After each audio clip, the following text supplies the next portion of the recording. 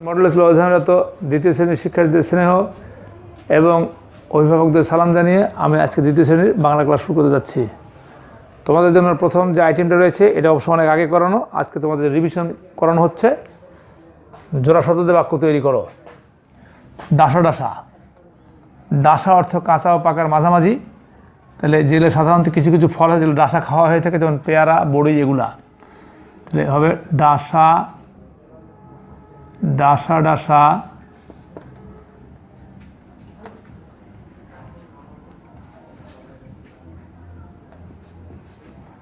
ডাসা ডাসা,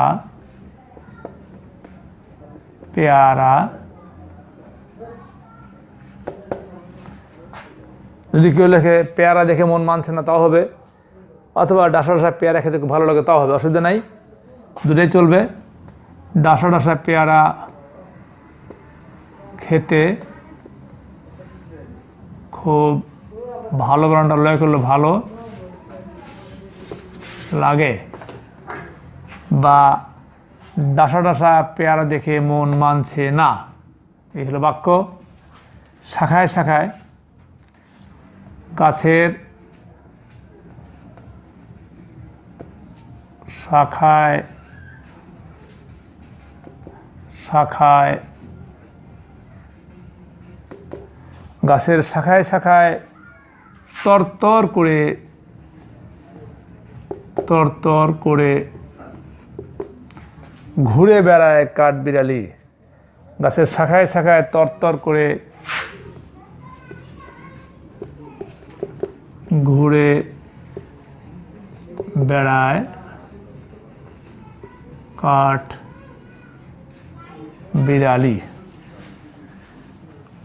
একটু ছোট করে লিখলেই ভালো হবে। গাছের শাখায় শাখায় তরতর করে ঘুরে বেড়ায়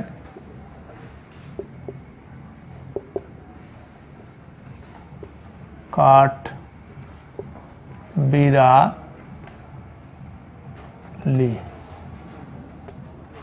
গাছের শাখায় শাখায় তরতর করে ঘুরে বেড়ায় কাঠবিড়ালি। এরপর আছে থোকা থোকা।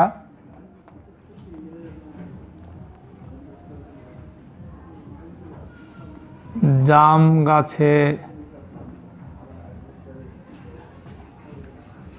থোকা থোকা, জাম গাছে থোকা থোকা জাম ধরেছে। জাম গাছে থোকা থোকা জাম ধরেছে। গাছে থোকা থোকা ফল ধরেছে। স্পষ্ট করলে যেগুলো থোকা থোকা হয় সেরকম জাম হয়। তো জাম গাছে থোকা থোকা জাম ধরেছে। তীরে তীরে,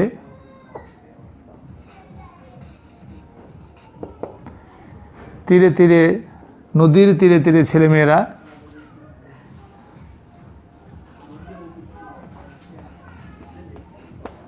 নদীর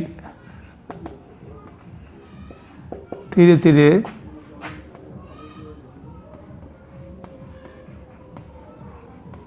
জেলেদের ঘর রয়েছে। নদীর তীরে তীরে জেলেদের ঘর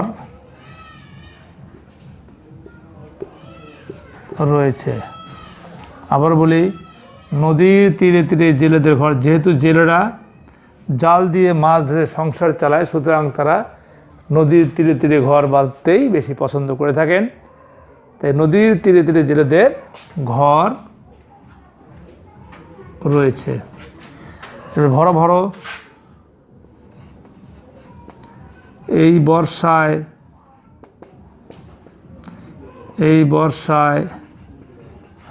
নদী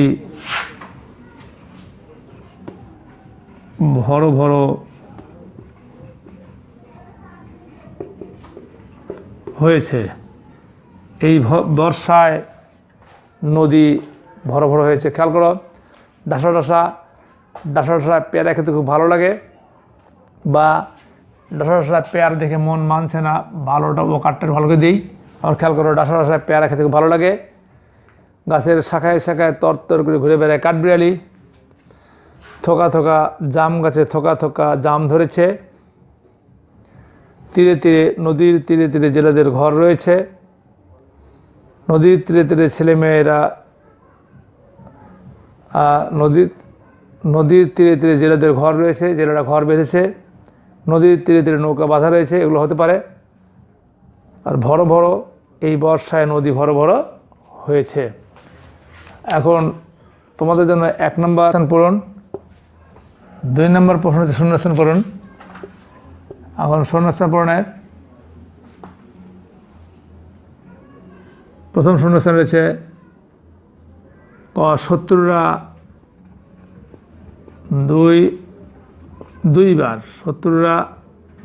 দুইবার মদিনায় হামলা করলো। 2 বার মানে 2 বার একই কথা, একটু সুন্দর করার জন্য এরকম ব্যবহার করা হয়ে থাকে যে 2 বার। তো শত্রুরা 2 বার মদিনায় হামলা করলো। ড্যাশ শহরের চারপাশে পরীক্ষণ করা দরকার। এটা মদিনা শহরের না লিখে লিখতে হবে, তাই শহরের চারপাশে পরীক্ষা খনন করা দরকার। তাই শহরের চারপাশে পরীক্ষা খনন করা দরকার। অনেকেই বললেন এত লম্বা পরীক্ষা, অনেকেই বললেন এত লম্বা পরীক্ষা কিভাবে খনন করা যায়। অনেকেই বললেন এত লম্বা পরীক্ষা কিভাবে খনন করা যায়। অনেকেই বললেন এত লম্বা পরীক্ষা কিভাবে খনন করা যায়। এরপরে সকলে ড্যাশ আপত্তি জানালেন। সকলে ড্যাশ আপত্তি জানালেন। সকলে আবার সকলে আবারও আপত্তি জানালেন। সকলে আবারও আপত্তি জানালেন। সকলে আবারও আপত্তি জানালেন। মহানবী সাল্লাল্লাহু আলাইহি ওয়াসাল্লাম যখন বললেন আমি তোমাদের দলে কাজ করব, আমার মাথায় মাটি ধুয়ে তুলে দাও, তখন সকলে আবারও আপত্তি জানালেন। কঠিন কাজ তখন কঠিন ড্যাশ তখন সহজ হয়ে যায়। এটা কাজ না লিখে লিখতে হবে কাজ ও। কঠিন কাজও তখন সহজ হয়ে যায়। কঠিন কাজও তখন সহজ হয়ে যায়। কঠিন কাজও তখন সহজ হয়ে যায়। আর একবার দেখে না যাক, শত্রুরা 2 বার মধ্যে হামলা করলো, তাই শহরের চারপাশে পরীক্ষা খনন করা দরকার। অনেকেই বললেন এত লম্বা পরীক্ষা কীভাবে খনন করা যায়। সকলে আবারও আপত্তি জানালেন। কঠিন কাজও তখন সহজ হয়ে যায়। এখন তোমাদের এখন 3 নম্বর আইটেম করানো হচ্ছে। 3 নম্বরটা রয়েছে বিপরীত শব্দ। বিপরীত শব্দ প্রায় শেষের দিকে আমাদের পড়ানো। শীঘ্রই হয়তো 2-1 দিন রিভিশন দিয়ে আমরা হয়তো এরপরে তোমাদের পরীক্ষার সঙ্গে জুড়ে দিব, খেয়াল করবা। তো জীবন বিপরীত হবে মরণ। জীবন মরণ। বৈষ্ণরা মধ্যাহ্ন। জীবন মরণ। টলটলে ঘোলা। টলটলে ঘোলা। জীবন মরণ টলটলে ঘোলা। পাপী নিষ্পাপ। পাপী নিষ্পাপ। তাহলে কী হলো? পাপী নিষ্পাপ। জীবন মরণ টলটলে ঘোলা। পাপী নিষ্পাপ। এবার নিদ্রিত, এটা হবে জাগরিত। জাগরিত হতে পারে, আবার সজাগ্রত হতে পারে। দুটো হতে পারে, নিদ্রিত, জাগরিত, নিদ্রিত, জাগ্রত। হয় জাগ্রত বা জাগরিত, দুটো বানানই সঠিক। এরপর বিপদ, নিরাপদ, বিপদ নিরাপদ, কখনো লিখব না বিপদ আপদ, বিপদ যা আপদ কিন্তু তাই, বিপদ নিরাপদ, বিপদ নিরাপদ। বিখ্যাত, এইটা হলো কুখ্যাত, আর একটা হয় অখ্যাত। বিখ্যাত কুখ্যাত হয়, অখ্যাত হয়। যেমন কুখ্যাত ডাকাত ধরা পড়েছে, কুখ্যাত সন্ত্রাসী ধরা পড়েছে, আর ওনাকে চিনি না, উনি তো কোনো অখ্যাত ব্যক্তি, এরকম হতে পারে, অপরিচিত, অজানা, অচেনা, এরকম হচ্ছে অখ্যাত। কিশোর বিপরীত বৃদ্ধ, কিশোর বৃদ্ধ। গ্রহণ, গ্রহণের বিপরীত বর্জন হতে পারে, আবার অর্পণও হতে পারে। অর্পণ, গ্রহণ মানে নেওয়া, অর্পণ দেয়া, তাহলে গ্রহণ অর্পণ, গ্রহণ বর্জন, গ্রহণ অর্পণ, গ্রহণ বর্জন। এরপর যে সিদ্ধ, এটা হতে পারে দুইটা, একটা অসিদ্ধ, অসিদ্ধ, অথবা হতে পারে কাঁচা, কাঁচা, কয় চন্দ্র কাঁচা, কাঁচা কাঁচা, তাহলে সিদ্ধ কাঁচা হতে পারে এবং সিদ্ধ অসিদ্ধ হতে পারে। প্রবেশ, প্রবেশ বাহির, প্রবেশ বাহির, আবার ভিতর থাকলে বাহির হতে পারে, প্রবেশ বাহির। তাহলে আবার দেখে নেওয়া যাক, জীবন মরণ, মহাবৈষ্ণব নবধানা মরণ। টলটলে ঘোলা, টলটলে অর্থ পরিষ্কার আর ঘোলা অর্থ অপরিষ্কার, সেই টলটলে ঘোলা। পাপী নিষ্পাপ, নিবন্ধন ছয় পায় আকার পাও নিষ্পাপ। এরপরে হচ্ছে নিদ্রিত জাগরিত বা জাগ্রত, বিপদ নিরাপদ, বিখ্যাত কুখ্যাত বা অখ্যাত, কিশোর বৃদ্ধ, গ্রহণ বর্জন অথবা অর্পণ হতে পারে, সিদ্ধ অসিদ্ধ বা কাঁচা, প্রবেশ বাহির, প্রবেশ বাহির।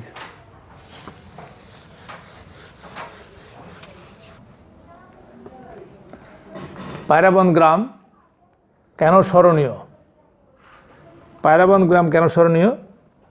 আসলে এটা রংপুরের লোকদের সৌভাগ্য বলতে গেলে, যে বেগম রোকেয়া নামে একজন মহিষী রমণী যে রংপুরে জন্মগ্রহণ করেছিল, যাকে শুধু বাংলাদেশের জনগণ নয় পৃথিবী সহই চেনে, এরকম একজন ব্যক্তি হচ্ছে বেগম রোকেয়া, এবং তারই বাড়ি হচ্ছে পায়রাবন গ্রামে। এই বেগম রোকেয়ার জন্য আমরাও সুপরিচিত, রংপুরের লোক। বেগম রোকেয়ার নামে অনেক প্রতিষ্ঠান রয়েছে, অনেক চ্যারিটেবল প্রতিষ্ঠান রয়েছে, সমাজসেবামূলক প্রতিষ্ঠান রয়েছে, এবং স্কুল কলেজ মাদ্রাসা মক্তব বিশ্ববিদ্যালয় সবই রয়েছে বেগম রোকেয়ার নামে। সেই বেগম রোকেয়ারই জন্মস্থান পায়রাবন গ্রাম, যেটা মিঠাপুকুর থানার মধ্যে পড়েছে। তাহলে পায়রাবন গ্রাম এটা স্মরণীয় কেন? এটা পায়রাবন গ্রাম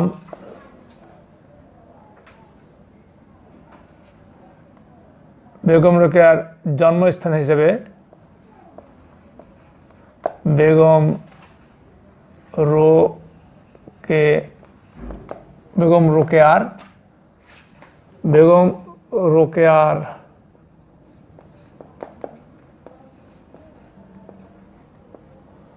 জন্মস্থান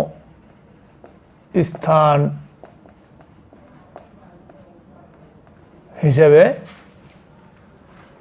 পায়রাবন গ্রাম বেগম রোকেয়ার জন্মস্থান হিসেবে, অথবা বেগম রোকেয়ার জন্মস্থান হিসেবে পায়রাবন গ্রাম স্মরণীয়। এভাবে লেখা যাবে, পায়রাবন আগেও লেখা যাবে, পরে লেখা যাবে। বেগম রোকেয়ার জন্মস্থান হিসেবে পায়রাবন গ্রাম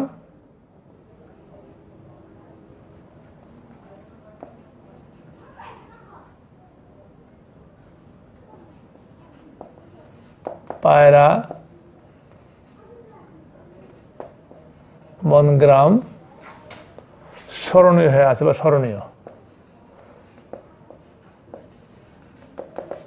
এই হলো তাহলে রংপুর শহরের অদূরেই পায়রাবন গ্রাম, আর এই গ্রামটা মূলত বেগম রোকেয়ার স্মৃতি বিজড়িত স্থান। তাই বেগম রোকেয়ার জন্মস্থান হিসেবে পায়রাবন গ্রাম স্মরণীয় হয়ে আছে বা স্মরণীয়। চুরুলিয়া গ্রাম আমাদের বিদ্রোহী কবি বা আমাদের জাতীয় কবি যাই বলো, কাজী নজরুল ইসলামের জন্মস্থান হিসেবে স্মরণীয় হয়ে আছে। এবার একটু অন্যভাবে লিখে দিলাম, চুরুলিয়া গ্রাম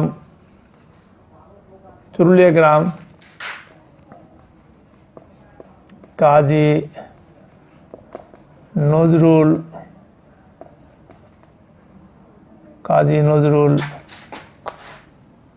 ইসলামের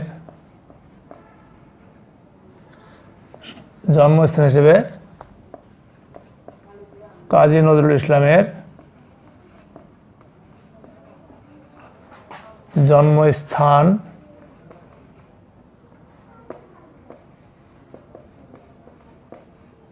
হিসেবে স্মরণীয় হয়ে আছে। জন্মস্থান হিসেবে স্মরণীয়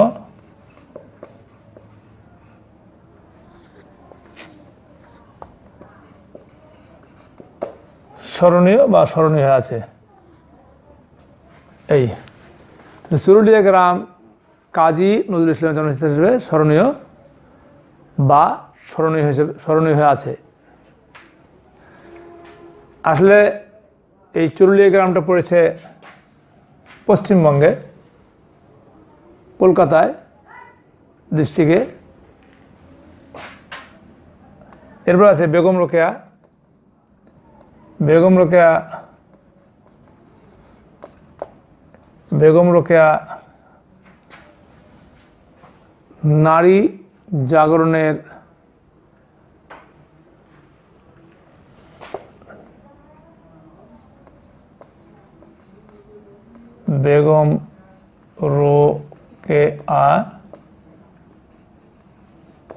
নারী জাগরণের নারী জাগরণের বৈষ্ণব মধ্যাহ্ন বৈষ্ণব বেগম রোকেয়া নারী জাগরণের অগ্রদূত হিসেবে, দূত মানে সংবাদ বাহক আর কি, বেগম রোকেয়া নারী জাগরণ অগ্রদূত হিসেবে স্মরণীয়। বেগম রোকেয়া নারী জাগরণের অগ্রদূত হিসেবে স্মরণীয়। বেগম রোকেয়া নারী জাগরণের অগ্রদূত হিসেবে স্মরণীয় হয়ে আছে। বঙ্গবন্ধু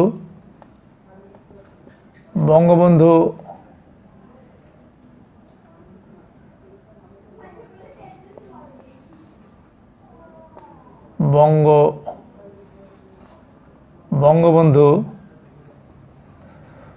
স্বাধীন বাংলাদেশের স্থপতি, স্থাপিত না,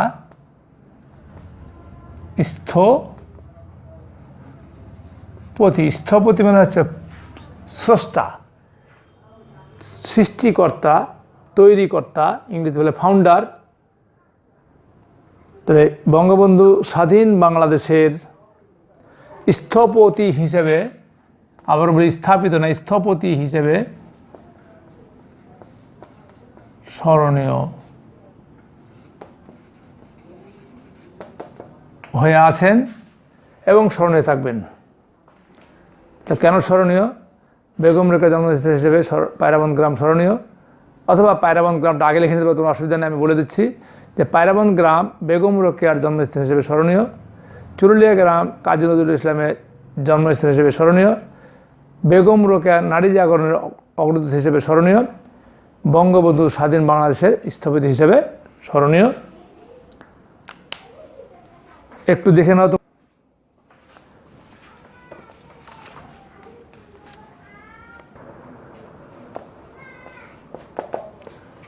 5 নম্বর আইটেম রয়েছে দাদির হাতের মজার পিঠা, একটা অনুচ্ছেদ।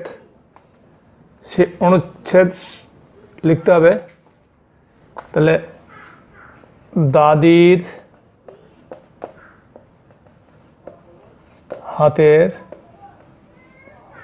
মজার পিঠা,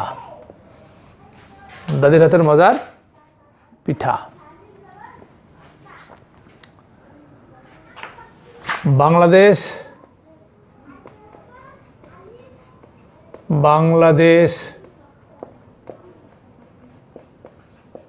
পিঠাপুলির দেশ।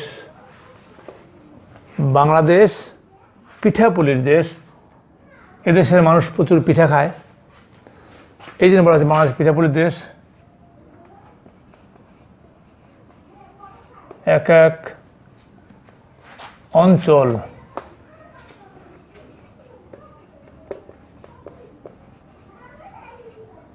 এক এক রকম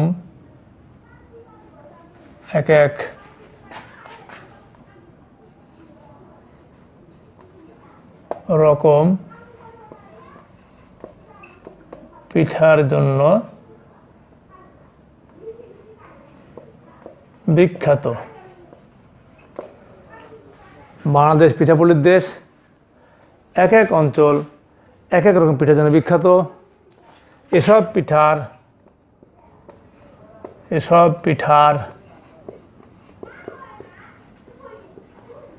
সুন্দর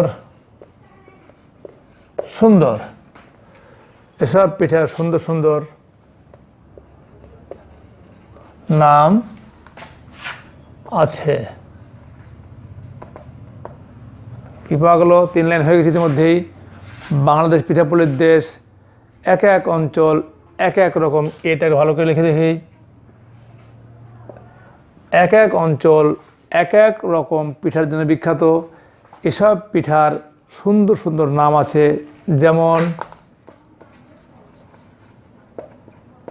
একটু কলম দিতে হবে এখানে, খেয়াল করে। যেমনের পরে যেমন খেজুর পিঠা, চুষি পিঠা।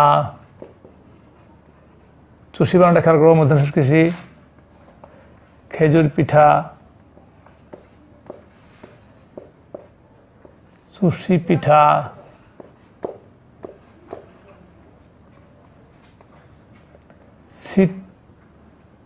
চুষি আলাদা, পিঠা আলাদা। চুষি পিঠা,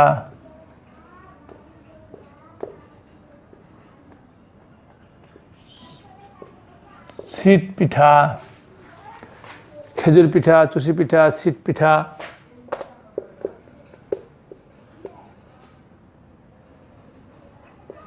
বেবিখানা পিঠা, এরকম আরও অনেক পিঠার নাম রয়েছে। ভাপা পিঠা, পুলি পিঠা ইত্যাদি। যাই হোক, খেজুর পিঠা, চুষি পিঠা, সিট পিঠা, বেবিখানা পিঠা ইত্যাদি ইত্যাদি। শীতের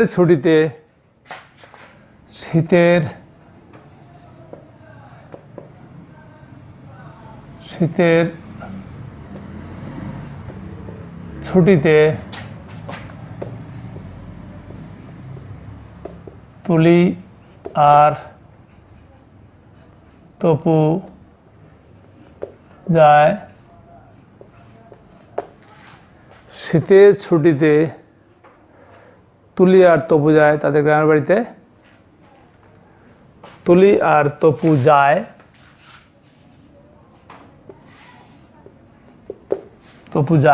তাদের গ্রামের বাড়িতে দাদির হাতের পিঠা খাওয়ার জন্য। দাদির হাতের পিঠা খাওয়ার জন্য। কী কী পাওয়া গেল?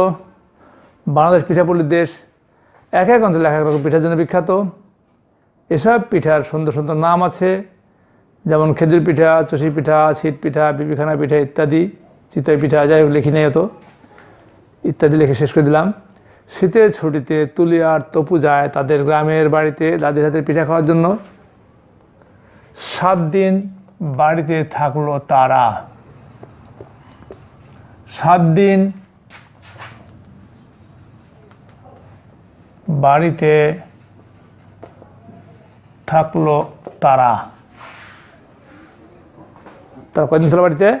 7 দিন থাকলো, 1 সপ্তাহ থাকলো। 7 দিন বাড়িতে থাকলো তারা।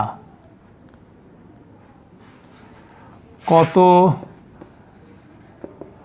কত বানানটা তয় করতো মজাদার পিঠাই যে খেলো,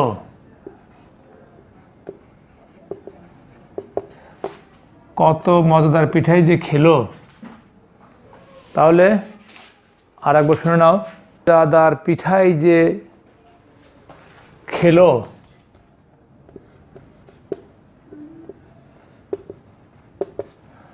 আর একবার দেখে না যাক। বাংলাদেশ পিঠাপুলির দেশ। এক এক অঞ্চল এক এক রকম পিঠার জন্য বিখ্যাত। এসব পিঠার সুন্দর সুন্দর নাম আছে, যেমন খেজুর পিঠা, চুষি পিঠা, ছিট পিঠা, বিবিখানা পিঠা ইত্যাদি। শীতের ছুটিতে তুলি আর তপু যায় তাদের গ্রামের বাড়িতে দাদির হাতের পিঠা খাওয়ার জন্য। 7 দিন বাড়িতে থাকলো তারা। কত মজাদার পিঠাই যে খেলো। এগুলো আসলে মুখস্থ করতে হবে। মুখস্থ করলে তোমরাও এরকম লিখতে পারবে, তোমাদের সমস্যা হবে না। আমরা যখন লিখতে পাচ্ছি এরকম তোমরা লিখতে পারবে। তবে তার আগে তোমাদের যে কাজ, সেটা আগে অবশ্যই মুখস্থ করতে হবে, পড়তে হবে। পরিশ্রম না করলে ফল আসবে না, কষ্ট বিনা কেষ্ট মেলে না। সুতরাং বাসায় পরিশ্রম করতে হবে, তাহলেই পরীক্ষায় ভালো করতে পারবে, বাবা মায়ের মুখ উজ্জ্বল করতে পারবে এবং শিক্ষকদের স্নেহভাজন হতে পারবে। এই জন্যই তোমরা অবশ্যই বাসায় পড়াশোনা করবে। আজকে তোমাদের বাংলা ক্লাস এখানে শেষ করছি। অন্য কোনো দিন অন্য কোনো বিষয় নিয়ে তোমাদের সঙ্গে আবার দেখা হবে। ততক্ষণ তোমাদের সকলের সুস্থতা এবং অভিভাবকদের সুস্থতা কামনা করছি। খোদা হাফেজ।